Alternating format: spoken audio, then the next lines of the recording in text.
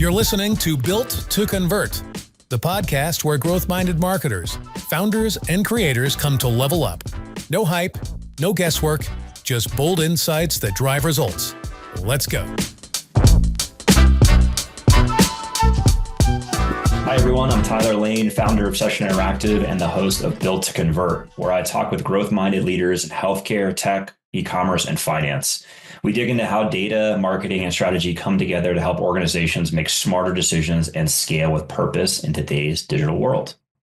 This episode is brought to you by Session Interactive, a digital marketing agency that helps businesses turn complex data into clear strategy. From SEO and analytics to paid media and content, Session zeroes in on what truly drives growth, smarter decisions, and better user experiences.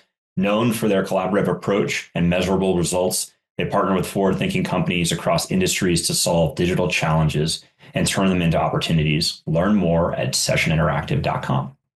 Today's guest is Alaina Andreozzi, an innovative brand strategist and the co-founder of Pizza Wine, a sparkling red wine made to pair perfectly with pizza and designed for people to make their fun seriously. With a creative edge and deep knowledge of launching standout consumer products, Alaina brings a unique mix of vision and execution to every brand she touches.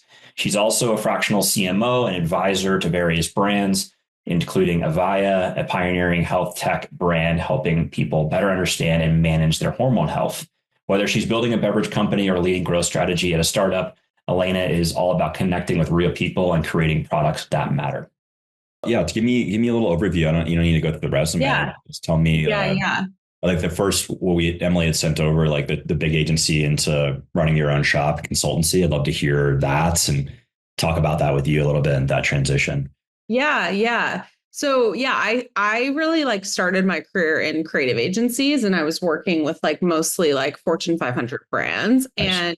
And I spent, maybe 7 years doing that. I was at bigger shops working on bigger brands like Rolex and Nike and Samsung. Nice. Yep. And then I ended up going to a smaller agency where I was exposed to more of the startup culture, which I really loved.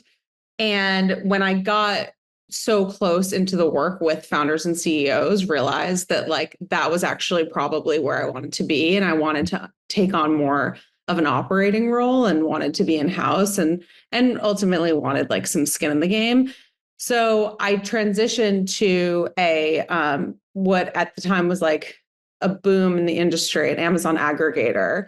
And there was just hundreds of millions of billions of dollars being poured into that space and investing. And, Thrasio was leading the way from a category creation perspective. And so it was on the front end doing a lot of private equity and sort of business acquisition work. And then on the back end, figuring out how to build a highly complex operating model that could handle 15 brands and hundreds of thousands of SKUs at once.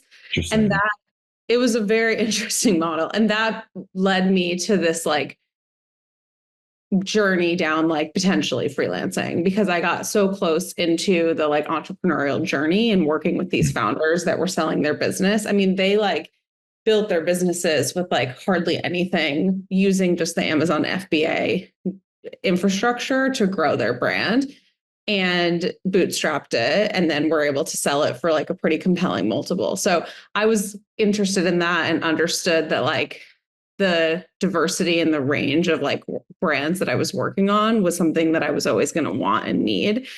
So I got into freelancing a year after doing that job, and was sort of navigating the space, trying to figure out how to position myself, because there's so much are you a freelancer? Are you a consultant? Are you are you a creative agency? Didn't really understand what to do. Sure.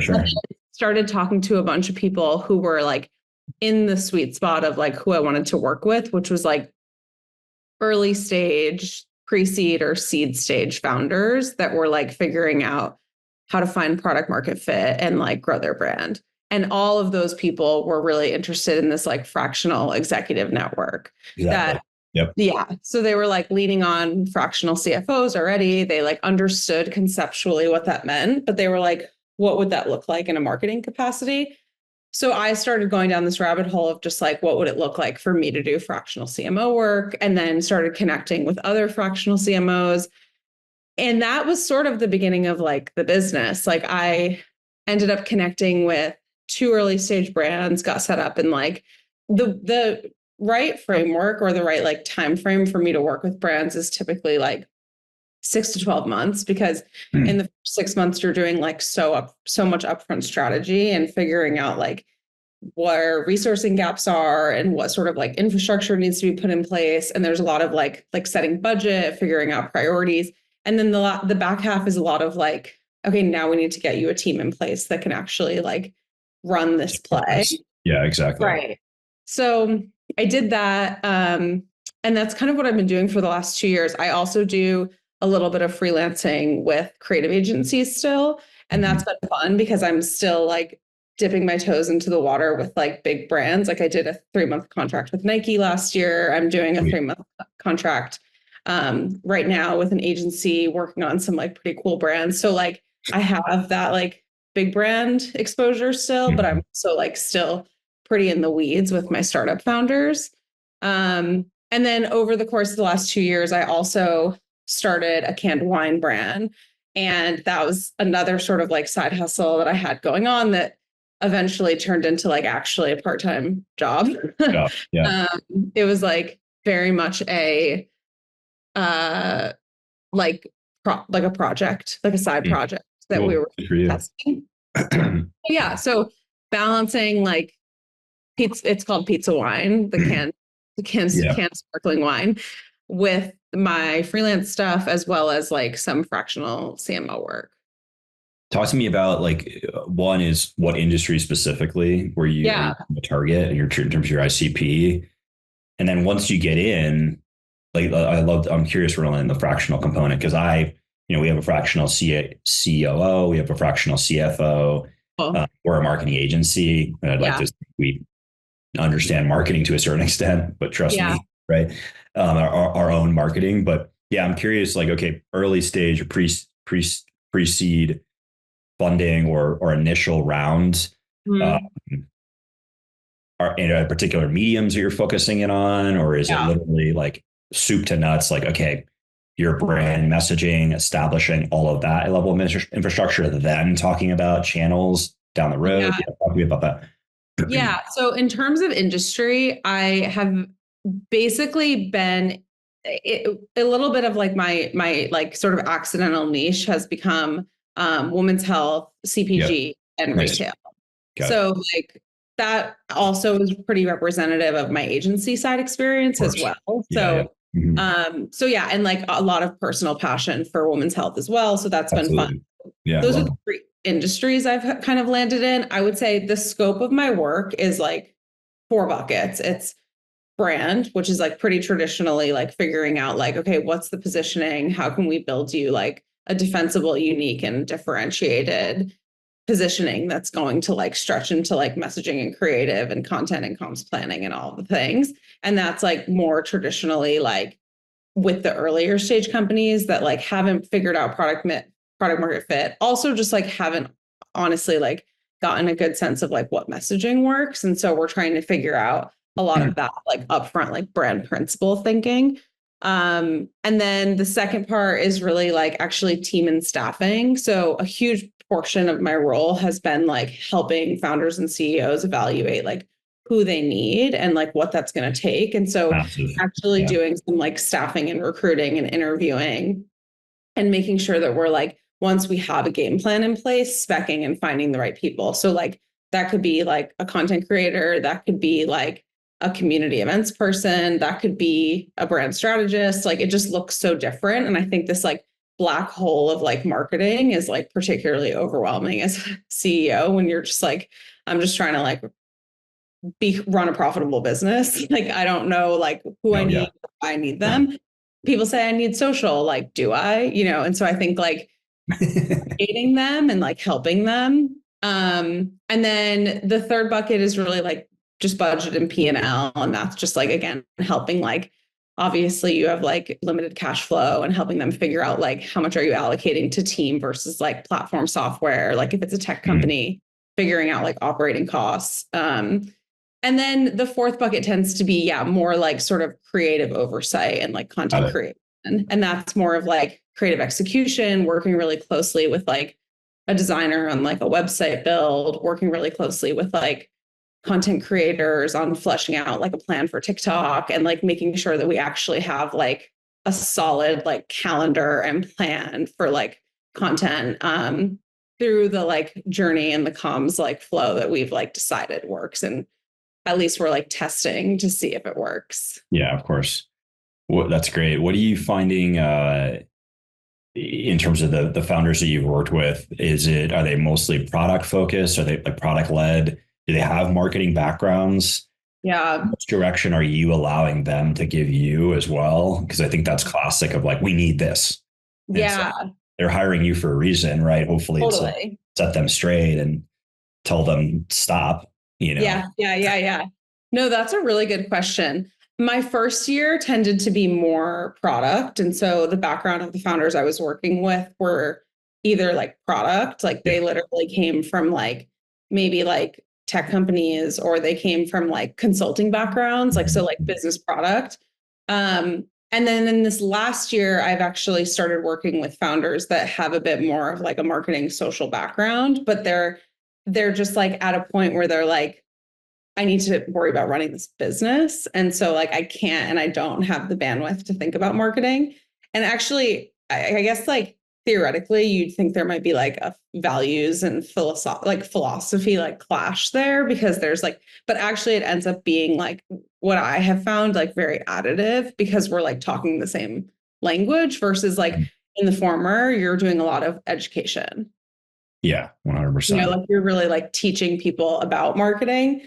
But yeah, I mean, I've been really lucky. Like I'm pretty picky about the founders that I work with. Like I think like a big part of going freelance and running your own business is that you get to be like, you get to have boundaries around the types of people you want to work with. And so I've been really lucky that like all of my clients over the last 2 years have like become close friends. And so, that has been like a generally pretty like collaborative like partnership in every scenario.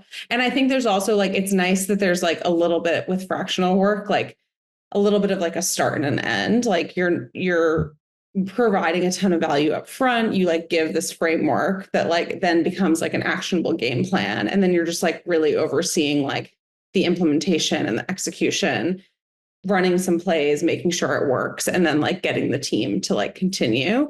So that also helps, I think, with like the split of like marketing, like ownership, because ultimately, like in some ways, the founders end up like taking back on my role when I leave, because they're still overseeing the team that's like probably more junior, that's like executing and operating.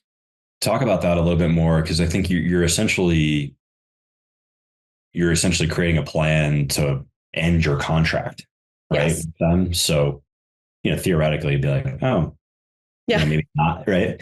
But I think I think that does that endear yourself, does that to them, in the sense that like you're there to stand it up, get into a good place, get it running, but and then empower another team member, and then you're ready to go. You're on to the next. What do you like? Talk to me about that process. I think it's like really compelling from two perspectives. Like one, obviously, like when you're at that stage, like all you're thinking about is like profitability and cash flow. And so like, right. So like I'm offering at a fraction of the cost, like the marketing leadership that you would like otherwise have hired out full time. And in a couple scenarios, I've actually convinced founders to not make a full-time hire, because I've basically made the case that like paying me at a fraction of the cost is going to unlock 75% of this budget. And then you're going to be able to bring in like 2 juniors to execute this and get a lot more value. So like that framework is like always works and always makes sense for people. And like, obviously founders love. And I would say like, so I think budget is like a big part of it. And I think the other thing is like, when you're in those early stages, like you want like mentorship and coaching and support, but like, if you are like in my opinion, like a good founder, like you also want to like roll up your sleeves and like know and do everything. Like you probably want to like outsource a lot, but like you want to know how your business runs, right? Like you're not building this system that like you sit on top of and like don't do anything with. Like when you're in that stage specifically, like there's a time and a place to like get out of the weeds, but like most of my founders are like in emails editing copy for like campaigns. Yeah, like it's like super like, I know. you know, because they're like it's their baby. And so a lot of what I do in that first like 6 to 12 months is give them like the confidence and like the framework to like start to operate without me. And I think again, that works really well. And then from my perspective, I mean, selfishly, like the diversity of brands I get to work on is like what I love so much about freelancing. So like at the end of the year, you feel like you've done a lot, you feel like you've accomplished a lot, and then it's like time to go find a new challenge. And that like upfront building and that like strategy of figuring out like what is the unique messaging that we can like own and like what is defensible for us in this like really crowded ecosystem is the stuff that I like to do. So once we've gotten to the point where we're like, okay, we have the playbook, we need to create this type of content 5 times a week, it's like less interesting to me. Yes. Yeah. Well, I mean, good for you to recognize that. I think to your own, like, not self-worth, but just the ability, your creative juices, your need to switch it up. You're like, I need to move on. And they're hopefully at that point, right, empowered. 100%. By the lessons they've learned and gleaned and the systems that you've built out to take and run with it. 100%. Yeah. Feel good. And I think, or they're like ready to find a full-time hire. And then I like help them find a really good person. And then that's like a really smooth transition. Amazing.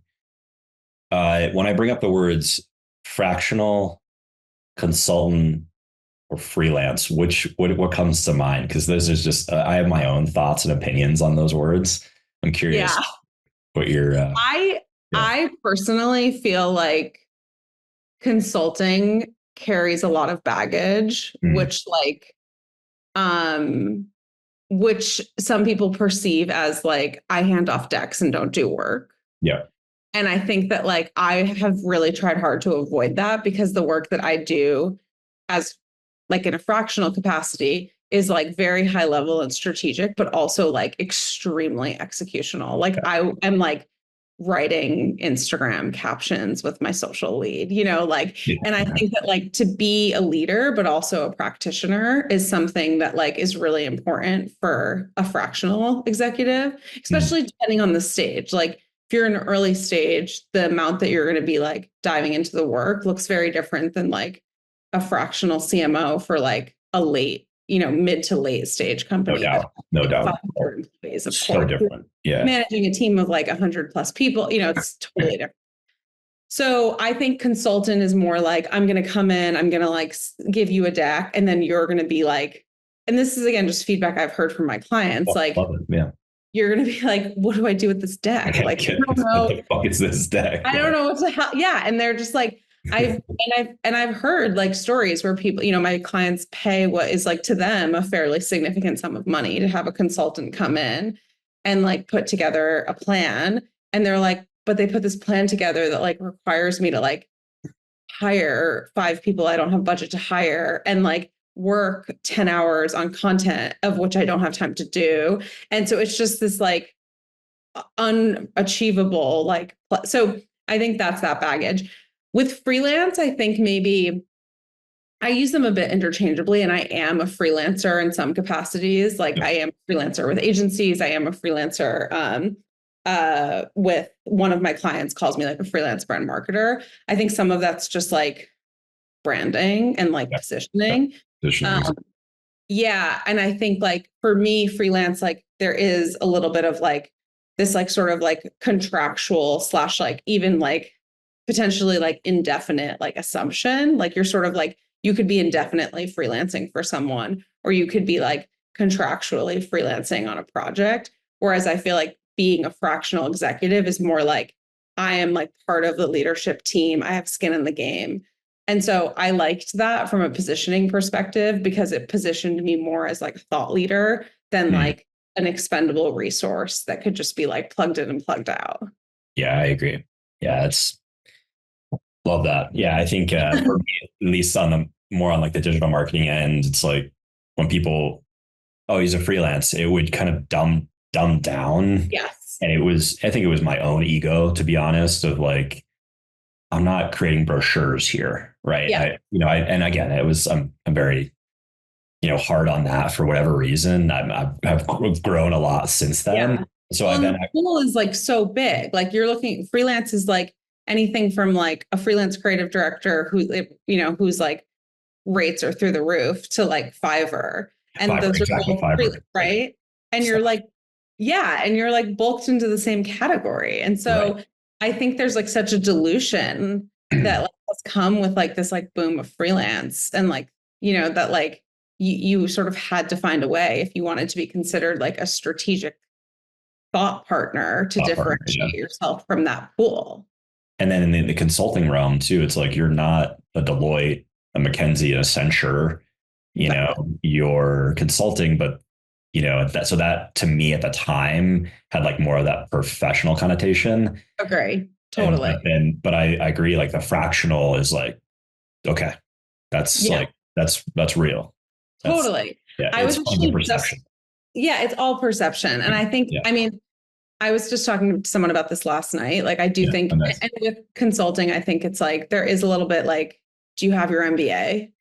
Oh God. Like, yeah. Stop. You know what I mean? And I'm just like, I don't really, so I think I like fractional as like a positioning. And I also think that like most fractional executives that I talk to are like, I enjoy operating as like a fractional in like an interim capacity. Like there is like this sort of like assumption that you're like in here for the time being, but like eventually probably going to be like restructured out for like a full-time hire.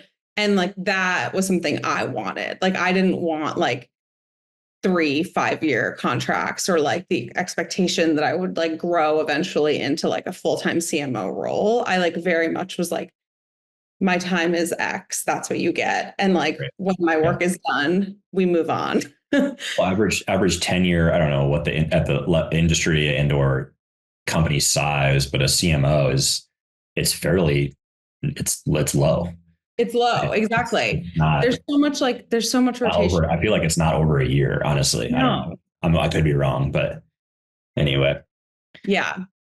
Talk to me about mediums. Like, so, okay. Alaina comes in, super excited to have her. We are in complete disarray. Mm-hmm. Branding hasn't really been established. Website. Yeah. We've got something stood up.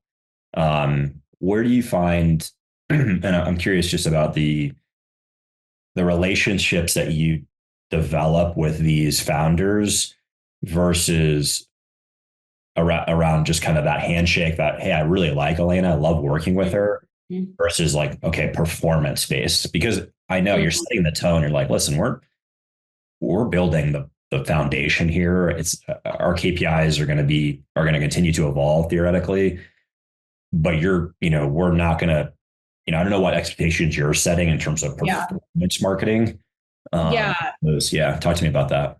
That's a really good question. I feel like you really can't be a brand marketer that doesn't understand performance. Like right now, like I just think like that's especially at that early stage, like these startups are like surviving off of like media and like, that's like how they're getting like, I mean, in many cases, it's like a bit too much, right? Like we've had, of course, so reliant.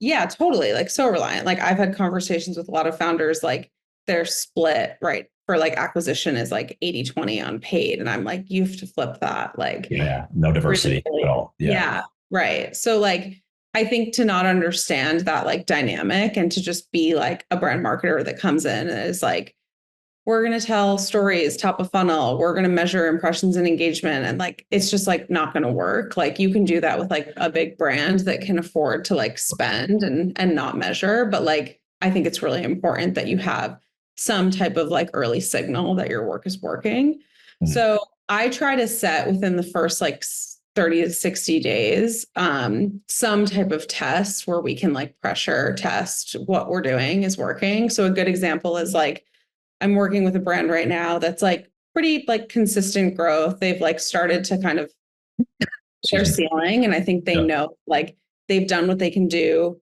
from like an investment and a budget perspective. Either they can like ramp up their meta like investment, or they can like try to find other interesting like growth hacks.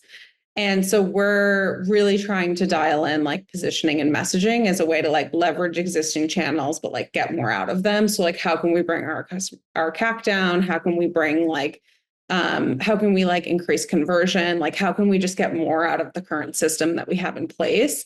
And so for that, like we're setting like pretty clear, like measurable KPIs. Like, okay, let's put together like, 3 pieces of creative with like 10 different versions of messaging. And let's get a read within like 2 to 4 weeks on like what is showing early signals. And then let's start to build like more robust like content and creative plans around those messages. So I think that's like pretty important to my work, especially because I'm like working with such early stage founders who are like, I can't like not know for 3 months if this investment's going to like work.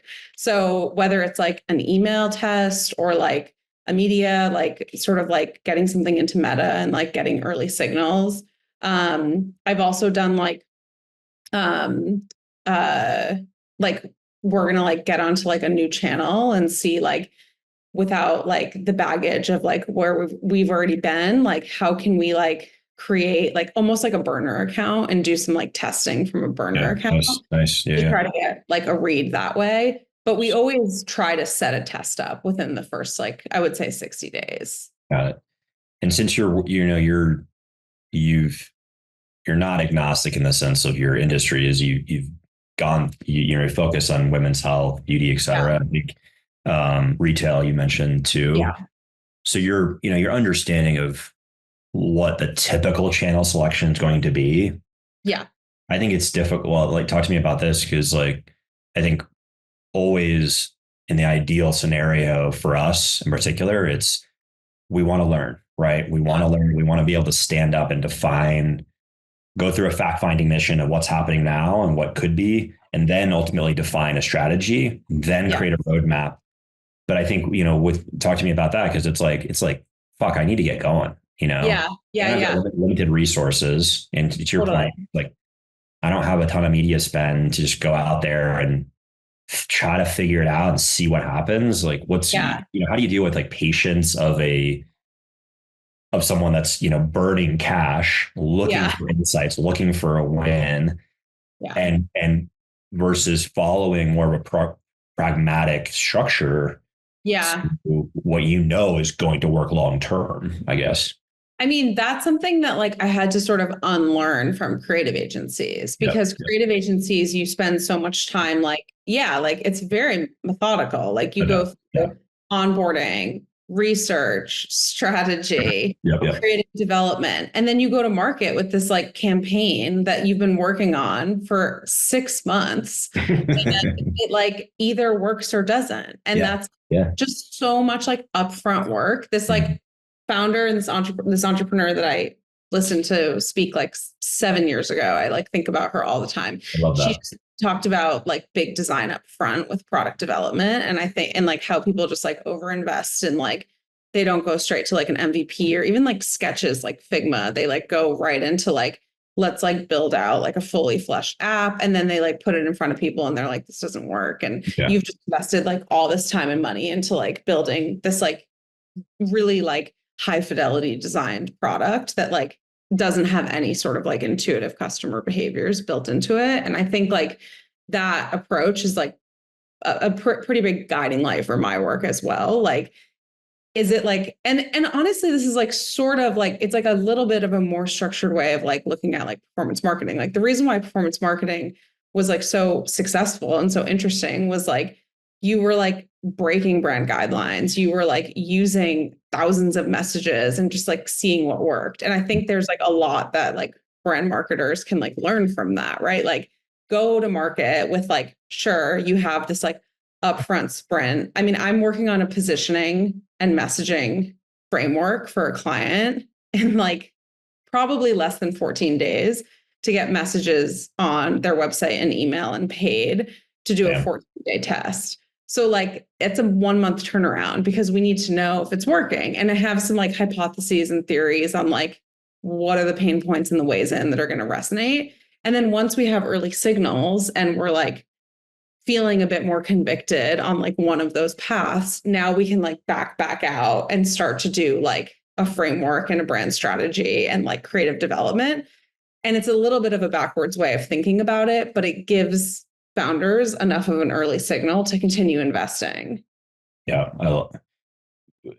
you're right. I think it's funny breaking that mentality because I have similar, right? And how I run the agency too. It's just, but I constantly that in the back of my head, well, and in the ears too, is like functioning off of imperfect information. Exactly. Not to put shit out there, right? That obviously have a background, have some data to go by, have some knowledge, of course, right? Yeah, of course, yeah. But not just to like that constant like perfect is the enemy of whatever. Yes, it's just of good rather. So totally. And I've seen like I think the thing that like converted me there was like I have a really good friend who runs like a small performance marketing shop, and the creative that was performing for him was just like trash, but like messaging was like spot on. And he's like, I don't care. I'll just like make 100 of these in Canva and see what works. And then you get the signal and then you design it and then you create a system and like, it's all good. Like, then you just like are continuing to like create efficiencies from there. But like, why are you going to invest like $25,000 in like a creative sprint to generate a creative that you don't know is going to work? Right. So I think like the scrappier you can be, like if your message is spot on, it can be like a PowerPoint screenshot and it's going to work, you know? And then of course, like you level up design, you level up like everything, you create a consistent and cohesive brand system.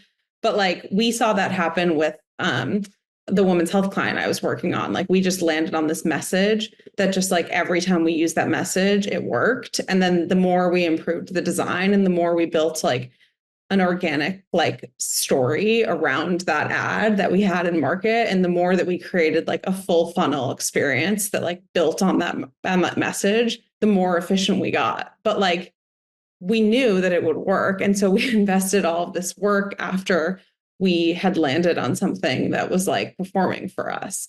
So I think that was like a pretty hard thing for me to like accept, like as a brand creative, like trained person, that like imperfect work is actually like better than 10 designed ads that like don't say the right thing. Yeah. No, it's fascinating. I mean, yeah, I love it. So you come in, excuse me, you've got, I keep going back to mediums, but like different channels, different things like that. Are you working with partners? Are you having like, you have like referral partners, other freelancers underneath you to help expedite certain things? I'm like, not selfishly, but I want to make some introductions to you for some people. Amazing. Love that. But but yeah, I'm curious about that. Answer that. Yeah.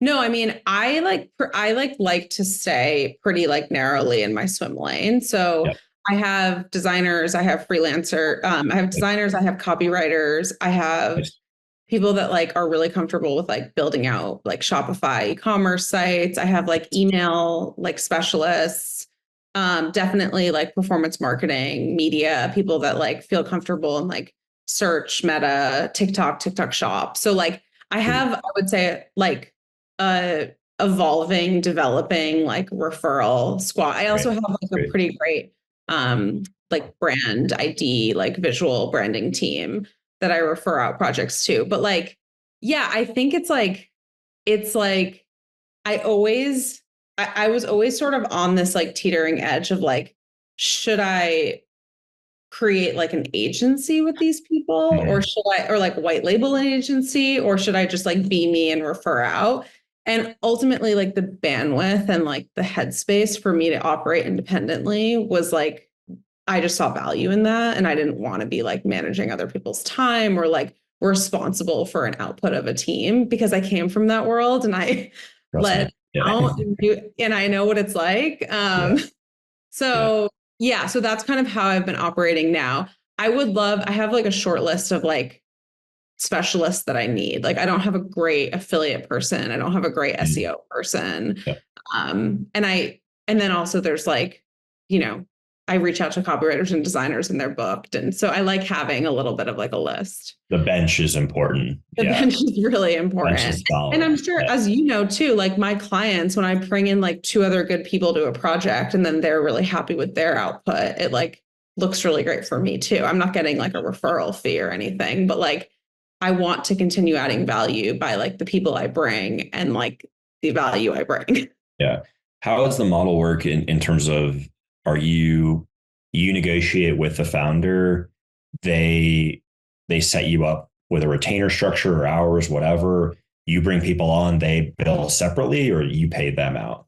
So they're billing separately. So basically my model with founders has been, I do have 1 retainer client right now. But otherwise I've just done hourly with everyone.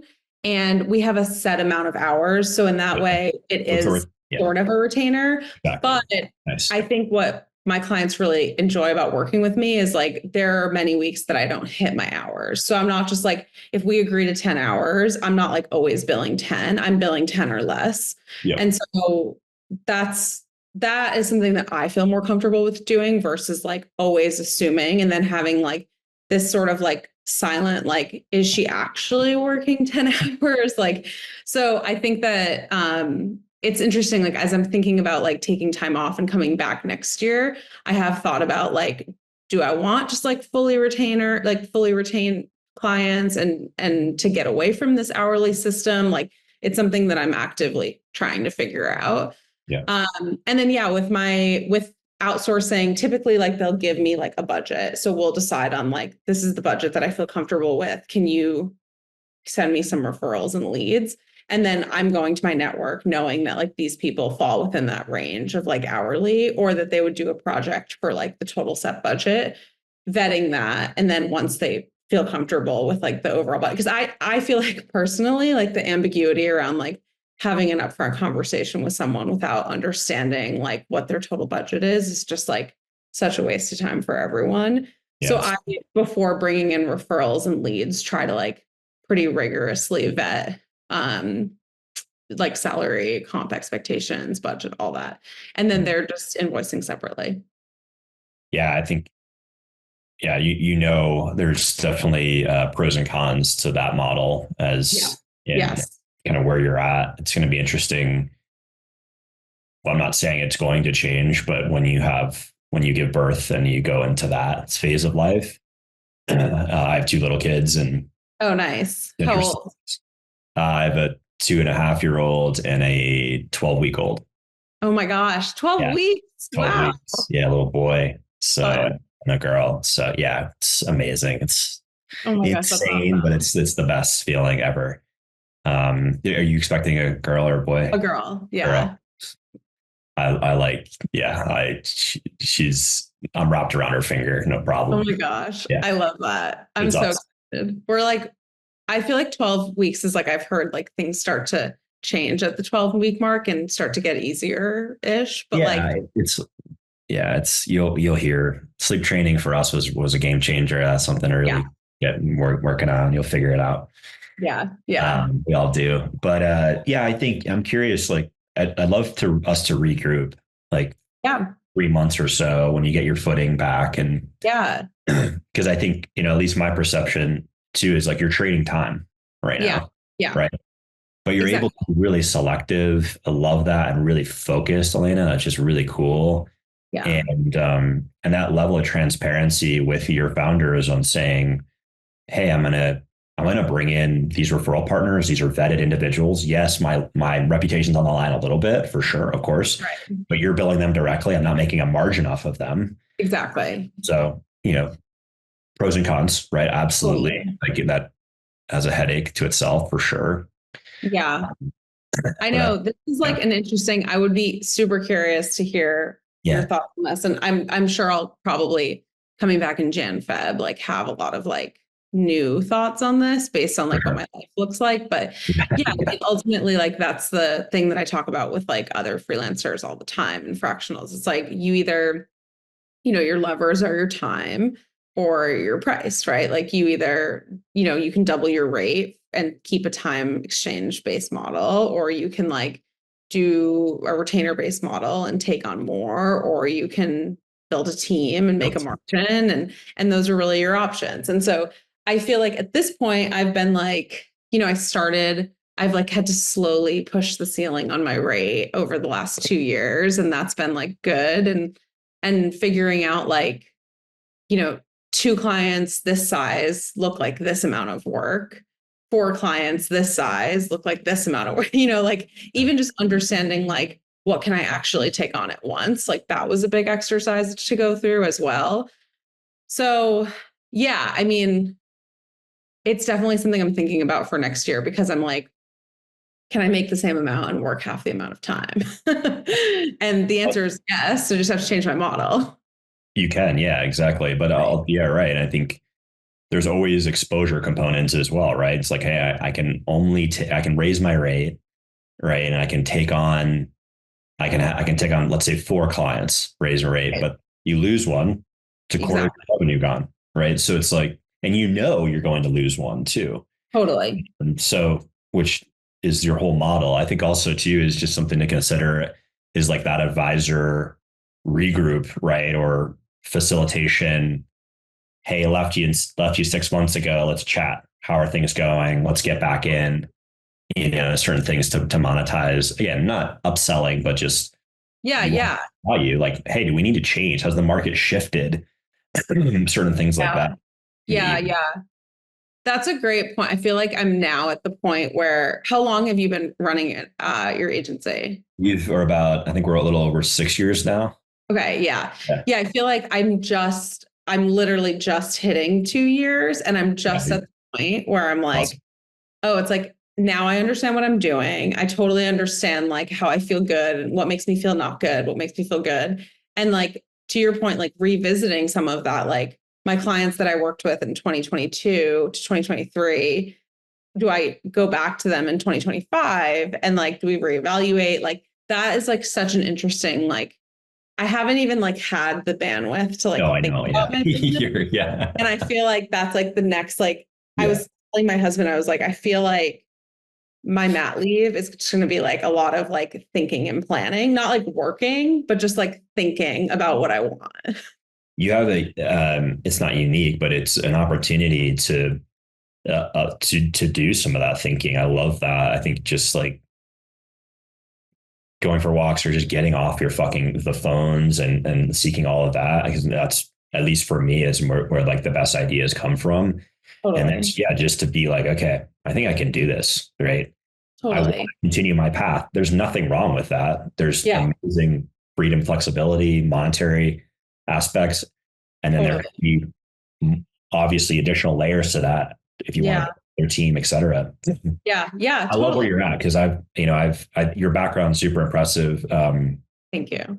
And just the focus and the diversification around certain things.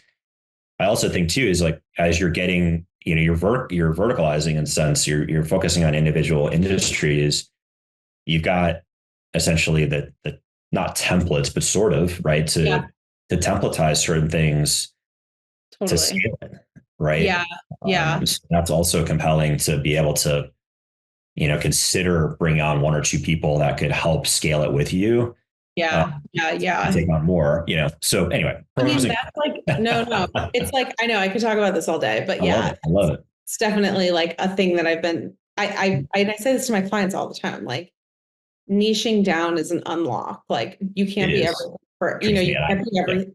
Like you can't be everything for everyone. Being like the fractional CMO who works with early stage founders, pre-revenue for women's health, is like actually going to lead you to like 25 CEO introductions versus being this like ambiguous, nebulous like leader. They were like, I don't really know what to do with you. So that's like another exercise I think I could go through as well, is like, do I want to niche down in industry? Do I want to niche down in like, so yeah, I mean, I want to chat with you about more of that too, because I think we've been reluctant, not to talk about myself, but I've been personally reluctant to completely niche down just because it's just like we have such a diverse amount of clients. I'm sure. I mean, even just like agency I'm freelancing at right now, I'm like, I think we need like 3 different versions of cred stacks because what's the range of types of clients you work with? Oh, Alaina, we've Pete's Coffee as a client. Oh, cool. Ours, and then we have Skull Can. I'm trying to think of brands that you'd recognize. Yeah. I know back in the day, like the shitty. Yeah, of course. They're like decent now. Who else would you recognize? We have very large companies that you've never heard of, like Henry Schein. If you go to the doctor's, like when you had to give birth, don't think about me, please. but like medical devices, Henry Schein, one of the biggest medical devices and dental supply retailers in the world. Wow. Oh my God. But then we have like a company that manufactures like Caterpillar boxes for teachers, insect lore. What's your like B2C versus B2B? Yeah, it started off, my son's crying here. Go ahead. Yeah. In a second. But yeah, we started primarily B2B. And for whatever reason, not for whatever reason, but leads that came through and referrals that started to present themselves primarily more B2C, and e-commerce lately, Shopify. Yeah. We've done well with that. That's been great. That's awesome. I will definitely reach out to you when I'm back from mat leave because 100%. I feel like there's like a lot of potential synergies and I'll be more in like a headspace. At this point, I'm in my like wind down era. Well, I was going to say, if I come to New York next month, I was like, is she going to want to see me? Yeah. But, let me know because my due date is literally in 4 weeks. So if I am not giving birth, I'm going to be looking for stuff to do. Yeah. So, one, it's amazing. Thank you so much for your time. I think this is new for me. I pride myself in my network, and Emily was very kind to introduce us. And thanks for just taking that time. I loved hearing where your story's at and all the things. You went to FU too. That's cool. I lived in Fairfield for a year. Oh my gosh. School for a year. Yeah. Wait, that's so funny. Yeah. I went there for undergrad. Oh my God. Hilarious. Yeah. Cool little area. My dad lived there. I'm from Maine originally. I grew up in Maine. Oh, nice. My dad lived in Connecticut. So I moved down there for a sophomore year in high school and made a ton of friends at Fairfield High School, which was essentially a college. It was huge. Yeah. Fairfield. I know. I had a lot of friends at Fairfield High School and Fairfield Prep, and I have Fairfield friends that like moved there and bought houses and live there now. It's like crazy. I am like raising Brooklyn kids. So I'm like, Fairfield, I could never do that, but you don't want to respect. Beautiful area. Right. Yeah. Beautiful. I'd love to. So, Paula Novecki lives in New York. She's moved from Denver. She's in the ad tech space and more on the agency side. Nice. She's just a super awesome person. And when I fly out, hopefully next month, I'll connect with her. But she, your paths may or may not cross, but she's just a cool person to know. I think you guys would get along great. Eli Rubble is a agency owner out here. He owns 2 agencies. One is called Matter Made's performance agency, essentially like a competitor of ours, but we don't compete really. And then he owns No Boring Design, which is the design subscription service. Oh, sweet. Yeah. And I think that might be something. He has a crazy network of go-to-market. Oh, sweet. Yeah. And he's like, we get referrals from him all the time. And I'm like, dude, none of these people have budget. Right. So yeah. And I was like, classic. Right. Classic. It's always like a one person, I'm in marketing sort of, but they're great people. A couple of brands from him, but nice. So that's also I will say that is like one of the advantages to where I am right now that like, I'm curious, like what no budget means to you, but like I'm working at like a small agency right now. And or medium-sized agency freelance, and I'm doing new business and growth for them. Nice. And when I take new business calls, like, it's like someone's like, oh, I have a, 150 all in budget. And I'm like, oh God, our like monthly fee is like 300, like it's not going to work. But like for me, like I'm like, if I had a team, if I had someone come to me with like a 70, which this has happened over the last year, like a $75,000 budget for like a full brand redesign, like I could build you like a 5-person team and get you like a really robust brand book, probably a website, like tons of social assets, not to mention like I think that, and I've worked with clients that are like, I've got $1,500. What can you do? And I'm like, I will do some work for you. Sure. Yeah. Yeah. So I think like that is like, I don't want to get to the point where I'm like priced out of working with clients like that. Like I love working on that type of stuff. It's funny. Well, again, we'll talk, right? As you grow up, Yeah. you're gonna do some awesome things. I'm excited. You already have, but we'll talk. I'm not saying your tone's going to change by any means, but I agree. There's there is that like ability. We're both practitioners, right? Exactly. And like we like getting back into it. Totally. My role is not that anymore, right? So yeah. I have to physically like remove myself like from my computer because I will like start, like ideating and getting into the sales process, which I run sales for the agency for sure. But yeah, that whole like, hey, can you help me? I've got nothing. I had a friend hit me up. She's like, I'm starting a consulting, educational consulting company. I'm going to consult families that are looking for not childcare, but high school and early education here in Denver. Whoa. And she's like, can you just like look at I'm like, the fuck is it? Do you know, No. I'm not, like I run an agency, like, I know. so I recorded a Loom video. I went in like 20-minute Loom video and I was like, I loved it. I'm like, listen, love it. Exactly. I honestly, I just did that for my friend. Yeah. And I'll let you go, but she's not crying anymore. So we're good, I think. Okay. She's an interior designer and she's like, can you look at my thing? Like, how much would it cost? And I was like, I will just like do it for you. I just like spent an hour and a half doing it for her. And I sent her this document and she was like, Alaina, I would have paid like $10,000 for this. And I was like, are you fucking kidding me? Literally just like, and she's like, how much time did this take you? And I was like, I don't know, like 2 hours maybe. Yeah. But it's like fun, like I'm like, and she's amazing. And she's like running the play by herself now and she's crushing it. But yeah, like at that point, I'm like, honestly, don't even pay me. Like, I'll just fucking do it. But obviously, I'm not going to do that with a kid, like my life will change. But I think, so it's funny, my executive assistant set me straight the other day because I was literally like, why the fuck am I doing this right now for free? And she's like, Tyler, like, this is how you built your business. Yeah, totally. I think there's a component of that. And I was like, I thought about it. I'm like, oh my God, like, why did I just say that? Because the relationships that you have, it's a testament to you, Alaina, because people come back to you. You're getting referrals. Totally. Right. And there's that due diligence and that ability. I've got a lead that just came through. He's a connection of mine. He ran global marketing for Integer Group, Omnicom agency. Oh, cool. Now he's brand side. And he's like, Tyler, can you take a look at that? I'm like, we're going to put you in our pitch process and we're going to crush it for you. And we're going to do some free work. Yeah, right? Totally. Because he's like, we're not going to put this to RFP. We're going to go right the fuck to you. Right. And I'm just like, so she set me straight. It was funny.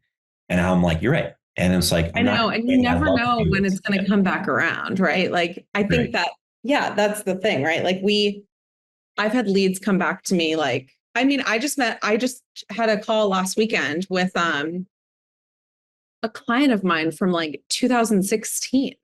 And she was like, I want to introduce you to people. So it's just like leaving a lasting impression. I mean, there's always a line. Like I had a friend reach out recently. Actually, she's not a friend of a friend.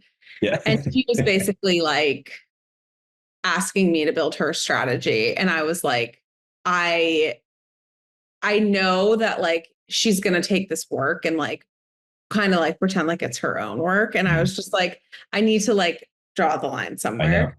But it is hard when you're someone who's just like, I mean, you like to help people, but also like, you're like, but I also like enjoy it. Like, I like, it's fun, like husband and I are like always doing, my husband's just launched this like anime like account / like essentially it's like it's an entire new business unit for the company he works with. Cool.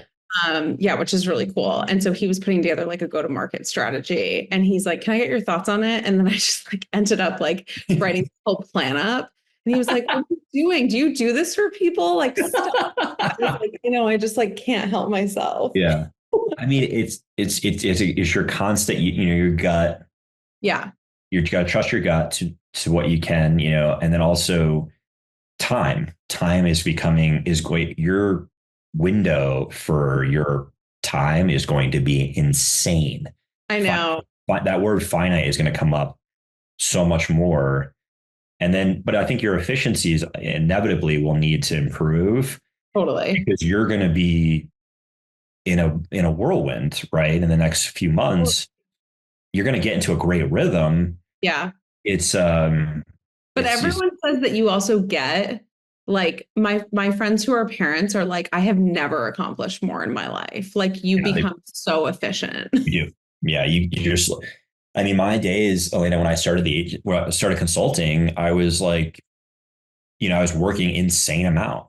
Yeah, And I was totally. like classic, like I was working 70, like fuck off, right? Like, Yeah, and you're like, wear it like a badge of honor. but I wasn't efficient. Yeah, I was totally. so I love the point you brought up too. I'll let you go here, but the point you brought up just around like understanding your own bandwidth, because Yeah. that is such a crucial growth opportunity. Because Yeah. I think, at least my perspective is, you need to test those limits Yeah, totally. before quality suffers, and maybe let quality suffer a little bit too, because I was like, I'm going to take on as much. I'm never going to say no. Right. Oh my God. And Yeah. I think we still have that. That's a Totally. syndrome. It's a syndrome. No, it is. So It is. Totally. yeah. Anyway, I feel like I always say this to people, like try to start. And like, obviously it's hard to take your own advice, but like, try to like work backwards from like what you want. And if you're like putting out in the world, like what I would love is to like work 20 hours a week. What I would love is to like work on 2 projects at once or whatever. And then you just like figure out the math, like you can like back out. Like it ultimately comes down to like a lot of people are like, how many clients can you take on at once? And like, should I do like small and big? Should I keep freelancing? And it's like, it sort of just depends what you want your life to look like, like, and so, yeah, like if I was to only work on 2 startups, like I couldn't make the amount of money that I want to make. But if I was only to like freelance for big agencies, I'd be like really creatively unfulfilled. So like, like anyway, this is like it's a very timely conversation because I feel like it's very much like the revisiting time right now. But it is. It's a good time in your life, and I'm excited for you guys. It's just an amazing process. Thank you. Yeah. No, I was like, so nice to meet you. I'm so glad we connected. Absolutely. Yeah. So listen, we got this recorded. I'm going to have my copywriter kind of pick out a few things, and then we'll chat. And then I'd love to kind of vet some things that we're thinking about doing. But regardless, great to meet you. And let's, I'd love to make some introductions. Yeah, I would love that. And you mentioned SEO. So we're a digital agent with SEO. Obviously, we have a whole department dedicated to SEO. Yeah. So the same thing for you, like regardless how big or small, I'm happy to entertain it for us, or I'll set you up with a referral with someone that I trust and can do smaller projects and to do really high value work. Amazing. Okay. I was just going to say that like, it would be helpful to know, like, I guess, like what ideal clients look. I can also just like send to you and you can then vet it from there. But like, yeah, if I had a sense of like, what type of work like you'd love to have, or especially as stuff comes up while I'm out, like, I feel like sending it to people that I trust is big. I'll have my assistant send over kind of, some thoughts on some other introductions, and then give you kind of an understanding of where we're at. We're not that expensive. I mean, we are like, minimums are like $5 to $6 grand per month in terms of retainers. That's where my friend my other friend, he's like minimum 5 to 6. I think it's 5 minimum. And then he does like, if it's over something percentage fee, like it's like 6% or something. Yeah. Like we don't do that percentage for SEO, but we'll do that for paid. So, but yeah, we'll send over some details and we'll go from there.